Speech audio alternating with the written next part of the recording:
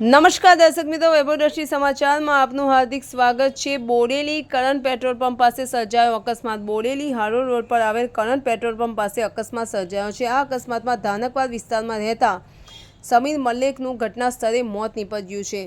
સમીર મલેક એક મિકેનિકનું કામ કરતા હતા અને પોતાના ઘરનો એકનો એક દીકરો હતો। સમીર મલિક એ ગરીબ પરિવારમાંથી આવતો દીકરો છે। અજાણ્યા ટ્રક ચાલકે ઉતાવળે ઓવરટેક કરતા સમીર મલેકને અડફેટે લીધો અને તેમનું ઘટના સ્થળે મોત નીપજ્યું। પોલીસને આ અકસ્માતની જાણ થતાં પોલીસ ઘટના સ્થળે પહોંચી ગઈ હતી અને મૃતકની બોડીને પીએમ અર્થે મોકલીને આગળની કાર્યવાહી હાથ ધરી છે। હાલમાં આ અકસ્માતની જાણ થતાં જ મલેક પરિવારમાં શોકનો માહોલ છવાઈ ગયો છે અને મલેક પરિવાર પોલીસ પાસે ન્યાયની માંગ કરી રહી છે।